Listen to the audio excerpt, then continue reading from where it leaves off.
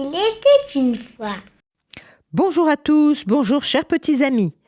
Aujourd'hui, le prince tigre, un conte de Chine extrait de l'école des loisirs de 2005. Au cœur de la forêt profonde, la tigresse pleure. Elle pleure à la mort de ses petits. Des chasseurs sont venus et les ont tués. Elle n'a pas pu les sauver, la pauvre.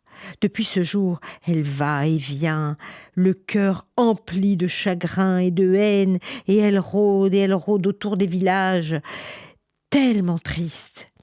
Un soir, anéantie par le chagrin et la colère, elle attaque, et elle détruit des maisons, et elle dévore des hommes et des bêtes.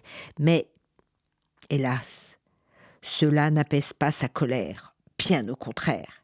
Le lendemain, elle attaque encore un autre village, et puis un autre, et la nuit tombée, on entend partout des cris de terreur.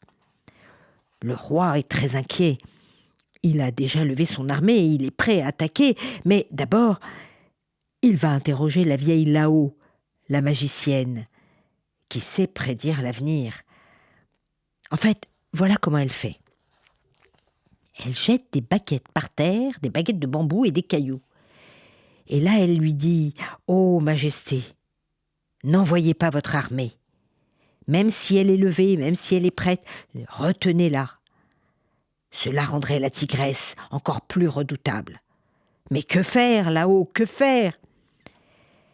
La seule chose qui pourrait apaiser sa colère, elle est très mal à l'aise là-haut, elle attend un petit peu, c'est très difficile ce qu'elle a à lui dire. « Voilà, Majesté, vous devez lui offrir votre fils Ven. »« Quoi ? Sacrifier mon fils ? Mais c'est pas possible. Je vous promets, Majesté, qu'il ne lui arrivera aucun mal. Mais je ne peux pas. Mais c'est terrible. Mais si c'est le prix pour avoir la sécurité des habitants et du pays, écoutez, Sa Majesté, elle ne lui fera aucun mal, croyez-moi. » Alors le roi et la reine, le cœur brisé, vont prévenir le petit Ven. Mais le petit, lui, ne semble ni triste ni effrayé. Alors il prend un bon bain chaud, et puis on le prépare, et on lui donne son petit baluchon. Le voilà prêt. La reine lui donne une pièce de jade pour le protéger. « Où tu seras, je serai avec toi, mon enfant. Je penserai à toi comme toi, tu penseras à moi. » Et au lever du jour, le roi emmène Ven jusque dans la grande forêt. « Maintenant, mon fils, tu dois continuer seul. Au bout de ce pont se trouve le territoire de la tigresse. N'aie pas peur, je t'en prie, n'aie pas peur. Il ne t'arrivera aucun mal. La magicienne Lo l'a dit, elle l'a assuré. »« Mais, père, je n'ai pas peur. » Et, d'un signe, il se retourne et part. Il franchit le pont et s'enfonce dans la forêt. Ven marche longtemps, puis fatigué, il s'endort au pied d'un arbre. La tigresse n'est pas loin. Elle a senti l'odeur de Ven. Elle s'approche et à l'instant de se jeter sur lui, tout à coup, un geste instinctif lui revient. Elle s'arrête. Elle le prend dans sa gueule comme elle prenait ses petits. Et soudain, toute sa colère la quitta. Très délicatement, la tigresse repose Ven et elle s'allonge contre lui pour le réchauffer. Et ils dorment tous les deux. À son réveil, Ven se rend compte que la tigresse est là. Et il lui dit « As-tu faim ?» en proposant à la tigresse des provisions de son baluchon. « Sais-tu danser au rythme du tambour royal ?» Il continuait de lui parler, mais la tigresse ne répondait pas. Elle le prit et elle l'emmena à travers la montagne jusqu'à l'entrée d'une grotte. Ven n'était pas du tout effrayé. En fait, cette grotte est un passage qui conduit au cœur de son territoire.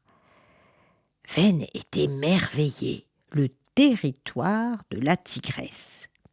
Un jour, à l'heure de la sieste, Ven découvre une pointe de flèche dans le pelage de la tigresse qui la fit sursauter et elle grogna. « Tu veux que je te l'enlève ?» Elle se dressa et rugit. C'était le souvenir de sa blessure qui se réveillait. Et à ce moment-là, elle était terrible, elle était prête à le dévorer. Mais Ven ne perdit pas confiance. Il resta calme. À cet instant, les yeux de Ven étaient tout de même effrayés et ils rappelèrent à la tigresse le regard de ses petits. Et sa douceur de mère lui revint. Alors elle prit très doucement Ven dans sa gueule pour le rassurer. Et depuis ce jour, la tigresse n'attaqua plus jamais les villages. Elle veille sur Ven jour et nuit et lui apprend tout ce que doit savoir un petit tigre. Et puis, les saisons passèrent et Ven grandit. Et bientôt, la forêt n'avait plus de secret pour lui. Mais au palais, le roi et la reine étaient malades de chagrin. Ils se demandaient si leur fils était toujours en vie. Des mois ont passé, des années ont passé.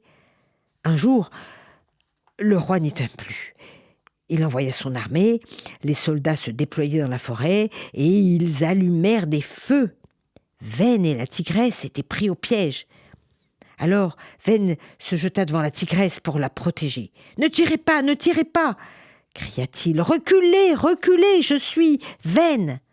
Et soudain, une voix de femme s'éleva. « Laissez-moi passer, c'est mon fils, laissez-moi passer !» C'est la reine. Elle traversa les rangs des soldats et courut vers son fils. Ven reconnut immédiatement le visage de sa mère et ils s'embrassèrent tendrement. « Tigresse, dit Ven, voici mon autre mère. Vous êtes mes deux mamans, celle de la forêt et celle du palais. » Il caressa la tigresse et lui dit « Maintenant, je dois retourner au palais pour apprendre ce que savent les princes. Mais je reviendrai souvent, car je ne veux pas oublier ce que savent les tigres. » La tigresse baissa la tête et s'éloigna lentement dans la forêt. Chaque année, Ven revint voir la tigresse, qui l'attendait à l'entrée de la grotte. Il était devenu un adulte et puis un homme fort. Et puis un jour, il est venu avec un tout petit enfant. « Tigresse, regarde, c'est mon fils. Regarde-le, regarde comme il est beau. Eh bien, tu vois, je veux que tu le gardes. Qu'il reste avec toi le temps que tu lui apprennes tout ce que doit savoir un tigre. Alors après, il pourra devenir un prince. » Leur regard ne parvenait pas à se détacher, puis un geste de la tête qu'ils firent simultanément pour se dire au revoir. La confiance était soudée à jamais. Éduquer, protéger et apprendre, comme dans une famille. Voici, chers amis, une histoire imaginaire, mais qui nous laisse rêveurs. Il faut respecter et protéger la nature et les bêtes, car c'est toujours dans l'intérêt des hommes et de l'humanité. Au revoir à tous.